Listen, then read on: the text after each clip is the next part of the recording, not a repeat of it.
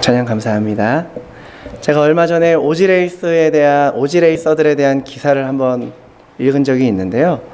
이제 오지레이서들이 어떤 걸 하냐면 사하라 사막이나 고비 사막 한 250km에서 300km 정도 되는 거리를 6박 7일 동안 횡단하는 그런 경기라고 합니다. 그래서 가방 무게가 17kg에서 20kg 정도가 되고 참가비는 한 3,000불에서 5,000불 정도 한다고 합니다. 여러분 혹시 이런 오지레이스 참가하고 싶으십니까? 한번 참가해보고 싶으세요? 보내고 싶은 사람은 있어도 제가 가고 싶지는 않죠. 딱 머릿속에 떠오르는 사람이 있는데 그 사람 사진을 보니까 손발톱은 다 까져 있고 얼굴은 새까맣게 타고 이렇게 살쪘던 사람이 막 20kg씩 빠져가지고서는 한 번에 빠지는 건 아니고 이제 계속 레이스를 하면서 막 그렇게 몸은 다 상해 있는데 얼굴을 보는데 눈이 굉장히 반짝반짝 사진 속에서도 빛이 나고 있는 게 느껴지더라고요. 근데 참 행복하게 오지레이스를 하구나 싶었는데 기자가 질문을 했어요.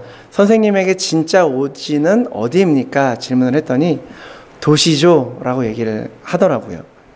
본인에게 진짜 오지는 그런 사막이 아니라 도시라고 해요. 그래서 그 글을 보는데 그렇구나.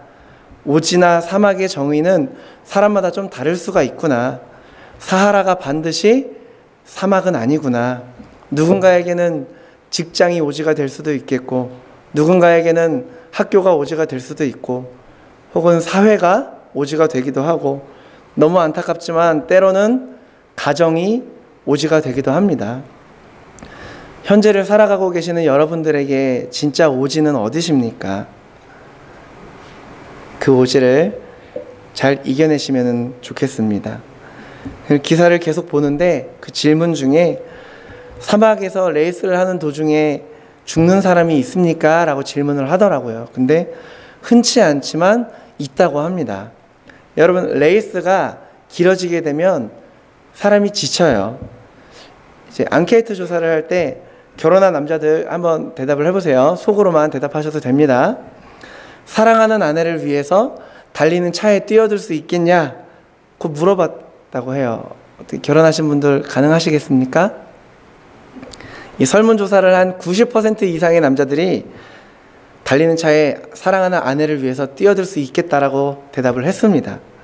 그래서 다시 그 설문조사 그 남자들에게 그러면 사랑하는 아내를 위해서 장 봐주고 쇼핑해주고 옷 입을 때마다 옷 골라주면서 신경 써주고 비위 맞춰주고 이렇게 할 수 있겠냐 했더니 차라리 달리는 차에 한번 뛰어들겠다라는 거예요. 네. 차라리 박 장로님이 그러신가요? 차라리 한 번에 센 걸로 끝내고 싶지 계속 긴 기간을 지내고 싶지 않다라는 거예요. 네, 병도 마찬가지인 것 같아요. 한번 부러진 거면 붙을 때까지 기다리면 되는데 뭔가 계속 보살펴줘야 되고 돌봐줘야 하는 병에 걸리면 본인도 지치고 주변의 사람들도 다 지쳐갑니다. 아무튼 이 레이스 도중에 실제로 죽는 사람이 있느냐 했더니 있다고 합니다. 그래서 저는 생각하기로 무슨 뱀이나 정갈에 물려서 쏘여서 죽나? 아니면 다리가 접질렀는데 아무도 도와주지 못하고 사고로 죽나? 그렇게 생각을 했는데 그분 말에 의하면 사막을 경주하는 사람들의 대부분이 탈수로 죽는다고 해요. 흥미로운 건 탈수로 죽어가는 이 사람들에게는 충분한 물을 몸에 지니고 있다는 겁니다. 물이 여기 허리춤에 물을 차고 있는데도 물병이 있는 채로 그냥 죽는 거예요. 이해가 잘 안 되더라고요. 그래서 이게 뭘 의미하는 건가 하고 봤더니 사막이 혹시 여러분들 몇 도까지 올라가는지 아십니까? 우리 캘거리가 오늘 한 30도 정도 올라간다고 하는데 가장 더울 때는 한 50도가 조금 넘는다고 합니다. 그리고 습도가 전혀 없다고 해요. 그러니까 사람이 계속 레이스를 하면서 땀을 흘리면 그 땀이 나오는 그 순간 땀이 다 말라버리는 겁니다. 그러면 사람은 자기가 땀을 지금 흘렸는지 안 흘렸는지 몰라요. 그러다 보니까 내가 내 몸이 지금 힘들구나 안 힘들구나를 분간을 못하는 거예요. 금방금방 땀이 몸에서 말라버리니까. 그래서 목마름을 모른다는 겁니다. 그래서 물을 안 마시고 내 몸이 괜찮겠지 생각하고 가다가 탈수로 죽게 된다는 겁니다. 그래서 기자가 마지막으로 선생님 어떻게 하면 이 오지에서 목마름에서 죽지 않고 살아남을 수 있을까요? 질문을 했어요. 그랬더니 그분이 아주 간단한 비법을 제시를 합니다. 시간을 정해놓고 물을 마시면 된다는 겁니다. 아니면 다리 보폭수를 세면서 몇 발자국마다 한 번씩 물을 마시면 된다는 겁니다. 근데 여기서 중요한 것은요, 목마르다고 느끼든 느끼지 않든 물을 마셔야 된다는 겁니다. 이게 지혜라는 겁니다. 현재를 살아가고 계시는 여러분들에게 여러분들의 삶은 가끔, 그리고 꽤나 자주, 혹은 지금 여러분들의 상황이 오지와 같을 수 있을 겁니다. 그래서 제가 말씀드리고 싶은 것은 성도님들의 삶에 물이 될 만한 것이 무엇인지를 깨달아서 찾으셔야 된다는 겁니다.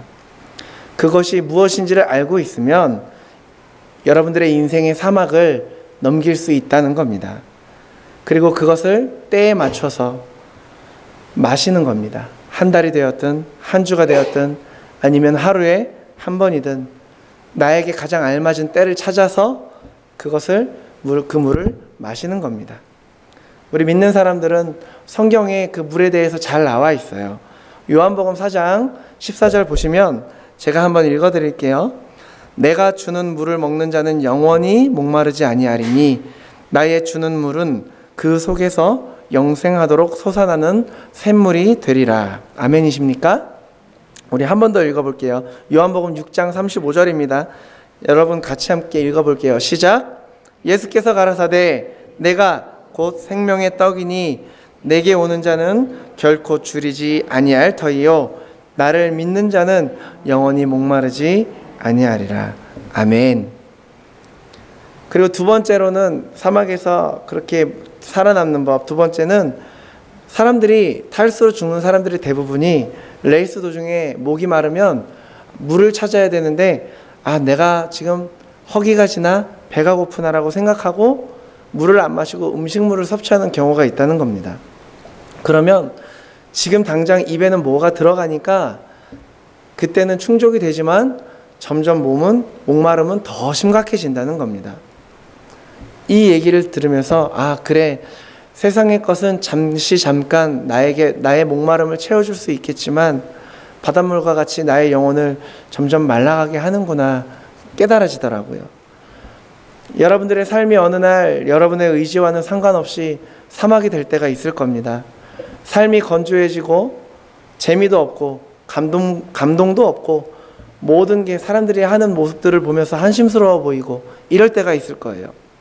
신앙도 마찬가지로 하나님이 살아계신 것이 안 느껴지고 나와 함께하는 것이 안 느껴지고 믿음이 약해질 때가 있어요. 내가 지금 믿는 게 하나님인 건지 사람인 건지 헷갈릴 때가 있습니다. 그때 여러분들만의 생수를 갖고 있으면 좋겠습니다. 누군가에게는 찬양이 될 수도 있겠고 누군가에게는 말씀이 혹은 기도가 혹은 조용한 묵상의 시간이 여러분들의 생수가 되시기를 바랍니다. 근데 자꾸 우리의 영혼의 목마름을 채우려고 쇼핑을 하기도 하고 게임을 하기도 하고 술을 마시거나 담배를 피거나 이런 것들로 혼동을 합니다. 그런데 그것은 우리 영혼을 더 목마르게 만드는 것일 뿐입니다. 무엇이 과연 나의 영혼을 채워주고 만족시켜줄 수 있는 것인지를 여러분 찾아가시기를 바랍니다. 그리고 삶이 너무 힘들다면 우리가 지식을 사용해야 합니다. 성경에 있는 지식. 그래, 하루에 한 번은 내가 하나님과 대화를 하자, 기도를 하자. 하루에 한 장은 성경을 보자. 엄청난 거 대단한 거 아니더라도 내가 막 기도할 때마다 앉은 사람이 일어나고 앉은 뱅이 일어나고 눈 먼 자가 눈 뜨고 이런 역사가 아니더라도 1분이라도 내가 하루에 1분 기도를 하고 내가 하루에 한 장이라도 성경을 보자. 점점 악해져가는 이 시대에서 꼭 필요한 지혜를 갖고 살아가시는 저와 여러분이 되시기를 축복합니다. 우리가 끊임없이 기도하고 성경 보고 찬양하고 또 묵상하고 해야 하는 이유는요, 지금도 살아계시고 여러분들 삶에 간섭하시는 하나님을 우리가 느껴야 하기 때문입니다. 성경 속에 계시는 하나님이 내 삶과 아무런 상관이 없다면 현재를 살아가는 데 있어서 우리가 우리의 신앙을 어떻게 지켜나가며 우리의 믿음을 어떻게 키워나갈 수가 있겠습니까? 우리가 오늘 이 시간에는 함께 우리의 신앙을 지키고 키워나가는 방법에 대해서 함께 나눠보고자 합니다. 오늘 본문을 보니까요, 예수께서 이르시되 나는 부활이요 생명이니 나를 믿는 자는 죽어도 살겠고 무릇 살아서 나를 믿는 자는 영원히 죽지 아니하리니 이것을 내가 믿느냐라고 말씀하고 있습니다.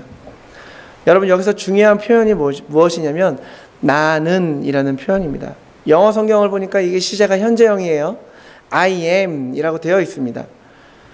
오늘 이 성경을 보니까 예수님께서 사랑하시는 3남매가 있었죠. 마리아, 마르다, 그리고 오늘 주인공 나사로. 그런데 이 3남매 중에 나사로가 병이 들어서 죽게 되었어요. 이 상황에서 마리아와 마르다가 사람을 보내서 예수님에게 이 사실을 전합니다. 요한복음 11장 3절 보니까 이에 너희들이 예수께 사람을 보내어 이르되 주여 보시옵소서 사랑하시는 자가 병들었나이다 하니, 이렇게 사람을 보내서 나사로가 죽어가요. 예수님이 사랑하시는 이 나사로가 지금 병이 들어서 죽게 생겼습니다 라고 했는데, 예수님께서 이 얘기를 듣고 아 그래? 빨리 가야지 하고 바로 나사로에게 가신 것이 아니라 한 이틀을 거기에 더 계십니다. 그랬더니 어떻게 됐어요? 나사로가 죽었어요. 그런 상황에서 예수님이 제자들이 등 떠밀어서 갔더니 이제 마르다가 예수님과 나누는 대화 중에 일부가 오늘의 본문인 겁니다. 한번 우리가 순서대로 예수님과 마르다가 나누었던 대화를 한번 보도록 하겠습니다. 요한복음 11장 21절 보니까 마르다가 예수께 여짜오되 주께서 여기 계셨더라면 내 오라버니가 죽지 아니하였겠나이다 라고 얘기를 해요. 지금 마르다는 오빠의 죽음이 너무 슬픈 거예요. 온통 그 마음이 오빠에 대한 죽음으로, 그 슬픔으로 가득 차서 아무것도 보이지가 않아요. 예수님이 빨리 오셨어야 내 오빠가 안 죽었을 거 아니에요. 막 그렇게 얘기를 해요. 원망하듯이 얘기를 해요. 그랬더니 예수님께서 23절에 네 오라비가 다시 살아나리라 라고 얘기를 합니다. 마르다가 너무 큰 슬픔을 당한 나머지 온통 그 시선이 오빠에 대해서, 예수님이 계셨더라면, 예수님이 여기 있었더라면 예수님이 안 죽었을 텐데 과거에 대한 후회로만 계속 남아있으니까 예수님께서 걱정하지 마, 네 오빠 다시 살아날 거야 라고 얘기를 합니다. 그랬더니 마르다가 뭐라고 얘기를 해요? 24절에 네, 마르다가 이르되 마지막 날 부활 때에는 다시 살아날 줄을 내가 아나이다. 네, 그래요. 마지막 부활 때 예수님 다시 오시면 그때 우리 오빠 살아나겠죠. 예수님이 지금 과거에 머물러 있는 이 마르다의 시선을 현재로, 지금으로 끌어들이고 있는데, 이 마르다는 지금 현재 이 과거에 있던 생각, 후회에서 미래에 대한 희망으로 쭉 한 번에 넘어갑니다. 그래서 아 그래, 언젠가는 우리 오빠가 다시 살아나겠죠. 마지막 때에 나도 죽고 하나님이 부르셔서 부활하게 되면 그때 내가 오빠 만나겠지. 그래, 죽어서 천국에서 만나겠지. 어느 날 막연한 그 시점, 미래의 시점으로 시선을 옮기는 겁니다. 여러분들의 모습은 어떻습니까? 여러분들 혹시 내가 그때 이렇게 했으면 지금 상황이 아니었을 텐데, 내가 그때 선택을 잘했으면 지금보다 조금 나은 삶을 살고 있을 텐데 라고 생각하고 계시지 않습니까? 그러다가 막 열심히 기도하다가 우리가 말씀이 우리 안에 거하고 은혜가 막 되면, 그래, 지금은 내가 비록 힘든 삶을 살고 있을지라도 언젠가는 하나님께서 나에게 희망의 날을 주시겠지, 이렇게 하면서 미래만 바라보고 살아가고 계시지는 않습니까? 대부분의 경우에 우리가 이렇게 살아갑니다. 과거에서 미래로. 그렇다면 우리의 현재는 어떻습니까? 현재 여러분이 당하고 있는 그 삶의 고통과 힘든 모습들 다 미래에 언젠가 막연한 그 미래 때문에 다 보상을 받고 계십니까? 그렇지 못하잖아요. 그런데 우리 대부분의 경우에 우리 성도님들의 삶이, 믿음이 이렇습니다. 과거에서 미래로 뛰어넘어가요. 현재가 전혀 남아있지 않습니다. 오늘 주님께서 이 예배를 통해서, 이 말씀을 통해서 우리에게 주고 싶어 하시는 것은 과거에 얽매여 있는 그 사람의 눈물만 닦아주고 계시려는 것이 아니라 막연한 미래, 언제가 될지도 모르는 그때의 희망을 주시려고 하는 것이 아니고 오늘 현재 이 시간, 오늘 지금도 일하시는 그 주님을 우리에게 보이기를 원하시는 겁니다. 현재라는 신앙에 빠져 있는 오늘 우리들의 모습을 주님께서는 나는 I am 이라는 이 현재 시제를 사용하셔서 오늘 나타나시고 오늘 일하시고 오늘 우리 눈에 눈물을 닦아주시는 하나님의 능력을 오늘 우리에게 주시기를 원하시는 줄을 믿으시기 바랍니다. 이 믿음이 우리에게 필요하다는 겁니다. 또 우리가 두 번째로는 우리의 신앙을 지키기 위해서는요, 현재 일하시는 주님의 마음을 알고 그 마음을 가지고 세상을 나아가야 합니다. 39절을 보니까요, 예수께서 이르시되 돌을 옮겨 놓으라 하시니 그 죽은 자의 누이 마르다가 이르되 주여 죽은 지가 나흘이 되었음에 벌써 냄새가 나나이다 라고 얘기를 하고 있어요. 과거의 슬픔에 빠져가지고 그 고통 가운데 눈물을 흘리고 있는 마르다의 시선을 예수님께서는 오늘 현재 이 시간으로 끌어들이고 계시죠. 그러면서 문제의 근원이 있는 그 무덤가로 데리고 가십니다. 그리고 돌을 옮겨라 라고 말씀을 하십니다. 돌을 옮겨라, 이게 무엇을 의미하냐면요, 예수님께서 야 마르다야, 내가 죽은 사람은 살릴 수가 있겠는데 힘이 없어서 돌을 옮기지 못하겠으니까 너가 좀 옮겨라, 이런 뜻으로 말씀하신 건 아닙니다. 왜 돌을 옮기라고 말씀을 하셨겠습니까? 오늘 하나님께서 하나님의 능력을 뽐내면서 모든 일을 다 혼자서 다 하시고 우리를 단지 구경꾼으로 전락시키지 않으시려는 겁니다. 하나님의 역사의 현장에서 우리를 부르시고 함께 동역하기를 원하시기 때문에 우리에게 명령을 하고 계시는 겁니다. 교회 일, 가정 일, 우리의 인생 너의 지혜로 하는 것이 아니다. 너의 생각으로 하는 것이 아니다. 내가 할 텐데 내가 너를 불렀다. 너는 내가 하라는 말에 순종하고 그대로 따라하면 된다라고 지금 말씀하고 계시는 겁니다. 우리는 그냥 하나님이 하라고 하시는 대로 하면 될 줄로 믿습니다. 하나님의 뜻이 무엇인지를 깨닫고 그대로 순종하며 행할 때에 하나님께서 역사하시는 것입니다. 하나님께서 현재 살아계시고 일하시는 능력자이실 뿐만 아니라 그 능력 많으신 주님께서 여러분들을 같이 일하자고 불러주고 계십니다. 여러분, 하나님이랑 동업하면 어떠실 것 같아요? 멋있겠죠? 막 흔히들 능력 있는 목사님들 보시면은 제가 아까 말씀드렸다시피 손 얹으면 막 안전뱅이 일어나고 장님들 눈 뜨고 아픈 거 다 낫고 막 그렇게 되잖아요. 그런 사람을 보면서 야, 진짜 하나님이 함께 하시구나, 우리가 이렇게 생각을 할 때가 많아요. 그런데 여러분, 하나님이랑 동업하면 어떠실 것 같아요? 성경의 한 인물을 한번 꼽아볼까요? 바울. 여러분, 바울 어떻습니까? 그 인생. 바울은 세상적인 시각으로 볼 때요, 예수님이랑 동업해서 그렇게 인생을 망친 사람이 없어요.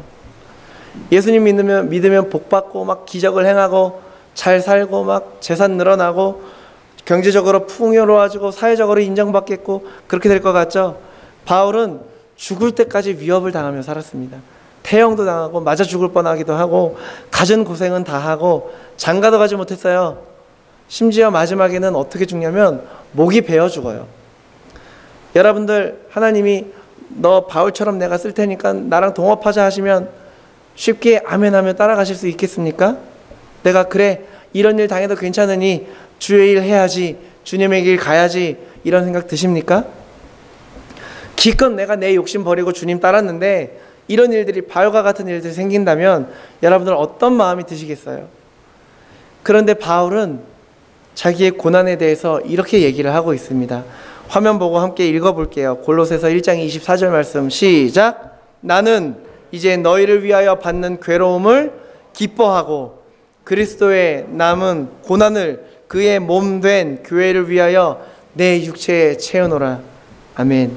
바울은요, 지금 자기가 받는 그 고난까지도 주님과의 동역으로 받아들이고 있는 겁니다.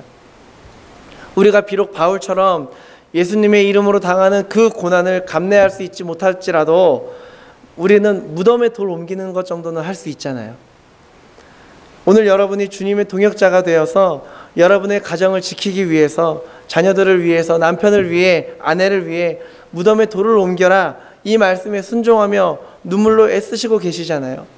제가 비록 목사지만 저는 기적을 행할 수 있는 능력 없습니다. 하나님이 손 얹어서 눈 먼저 눈뜨게 해라, 저는 못합니다. 하지만 제가 하나님이 허락하신 저희 교회와 저희 일터와 저희 가정에 최선을 다하면서 살려고 노력은 할 수 있습니다.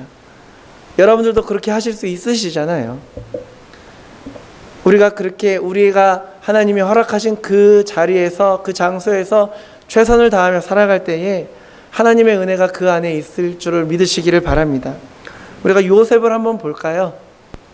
만약에 요셉이요, 그렇게 노예로 팔려갔을 때, 아, 그래, 죽을 뻔했는데 이렇게 살아있는 것만으로도 다행이구나, 내가 그냥 간간히 목숨만 유지하면서 내 안에 신앙 지키면서 살아가야지, 이런 마음으로 살았다면 과연 이 성경책에 요셉이라는 사람의 이름이 기록되었을 수 있을까요? 저는 아니라고 생각합니다. 요셉이 아무리 밑바닥까지 떨어지고 죽을 뻔한 상황까지 놓였을지라도 하나님이 허락하신 그 자리가 하나님의 자리인 줄 믿고 어떠한 자리가 돼도 최선을 다해서 살아갈 때에, 그의 삶을 불태우며 그의 열정을 불사르며 살아갈 때에 하나님께서 국무총리의 자리에 오르게 하신 줄로 여러분 믿으시기 바랍니다. 그렇게 우리가 하나님의 평강과 은혜를 받아 누리시는 성도님들 되시기를 기도합니다. 우리가 마지막으로요, 하나님의 영광을 먼저 생각하며 살아갈 때에 우리의 신앙을 지킬 수 있습니다. 요한복음 11장 4절 본문 한번 화면 보시고 제가 읽어보겠습니다. 예수께서 들으시고 이르시되 이 병은 죽을 병이 아니라 하나님의 영광을 위함이요 하나님의 아들이 이로 말미암아 영광을 받게 하려 함이라 하시더라. 아멘. 또 요한복음 11장 40절 보시면 예수께서 이르시되 내 말이 내가 믿으면 하나님의 영광을 보리라 하지 아니하였느냐 하시니. 아멘. 우리가 오늘 이 요한복음 11장을 보면은 소제목도 그렇게 되어 있어요. 죽은 나사로를 살리시다라고 되어 있어요. 이 요한복음 11장을 읽을 때 주로 죽은 나사로가 살아나는 거에 관심을 갖습니다. 야, 하나님이 하시니까 이렇게 죽었던 나사로가 살아나는구나, 나도 하나님이 하시면 나도 살아날 수 있겠구나, 이런 것에 우리가 주로 관심을 갖습니다. 그런데 예수님의 관심은 우리랑 좀 달랐던 것 같아요. 죽은 나사로가 살아나는 것에 관심을 갖는 것이 아니고요, 이 일을 통해서 하나님이 영광을 받게 되는 것에 관심을 갖고 있습니다. 나사로가 살아나는 것, 하나님이 나에게 일으켜주신 그 기적에 초점이 있는 신앙생활, 이것처럼 공허하고 허망한 그런 신앙생활이 없어요. 나사로는 예수님이 다시 살려주셨지만 보세요, 몇십 년 살고 다시 죽잖아요. 그죠? 나사로가 살아나던 그 당시에는 죽었던 나사로가 살아나는 것이 굉장히 놀라운 사건이 되었겠지만 지금 우리가 보면 어떻습니까? 그 나사로가 살아났다는 것에 대해서 여러분들이 그 시대 사람들이 가졌던 그 감동과 열망이 그 안에 있으십니까? 그렇게까지 없어요. 지금은 죽은 나사로 살아난 것이 아무 의미가 없어요. 우리의 초점이 나사로가 살아나는 것에,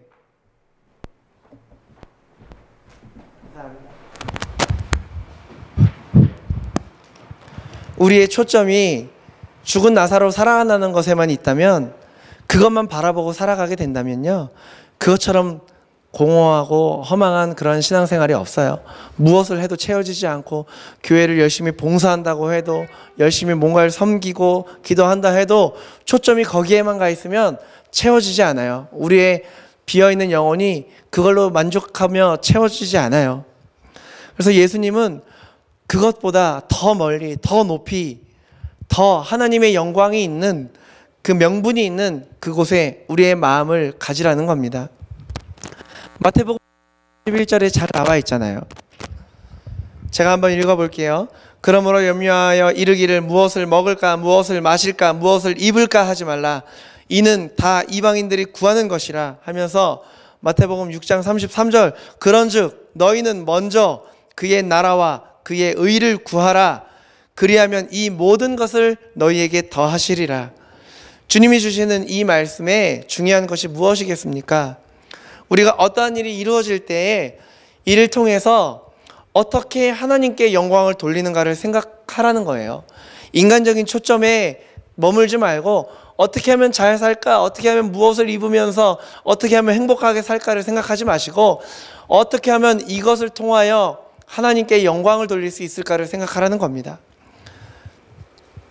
우리가 자꾸 인간적인 초점에만 머물게 되면 하나 문제 해결되면 또 하나의 문제가 찾아오고 또 하나의 걱정이 사라지면 또 하나의 걱정이 찾아오고 그렇게 돼요. 끊임없이 근심 걱정이 우리에게 떠나가질 않습니다. 마셔도 목이 마르고 채워도 차지 않는 그러한 삶이 되는 겁니다. 그래서 하나님은 우리들에게 먼저 그 나라와 그 의를 구하라라고 말씀하고 계세요. 사사로운 정욕과 욕심으로 기도하지 말아라. 하나님의 영광을 위해서 기도해라.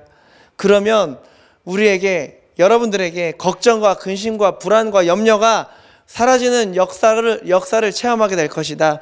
그러한 삶을 살아가게 될 것이다 라고 말씀하고 있는 겁니다. 이 복음의 능력을 맛보며 살아가시는 여러분이 되시기를 바랍니다. 여러분들이 기도하고 있는 그 기도의 제목들이 단지 여러분들을 잘 살기 위함이 아니라 더 나은 환경으로 넘어가기 위해서 기도하는 것이 아니라 여러분들이 하는 그 기도의 제목들이 하나님의 영광을 올리기 위한 그러한 기도의 제목이 되시기를 기도합니다. 지금 이 시간에도, 이 순간에도, 현재에도 여러분들의 삶에서 역사하시는 하나님을 믿으시면서 하나님과 동행하시고 동역하시는 믿음을 가지시며 모든 일에 먹든지 마시든지 무엇을 하든지 하나님께 영광을 올리며 살아갈 수 있는 저와 여러분이 되시기를 주님의 이름으로 축복합니다. 함께 기도하시겠습니다. 지금도 살아계셔서 역사하시고 우리의 삶을 간섭하시기를 원하시는 주님, 우리에게 지금도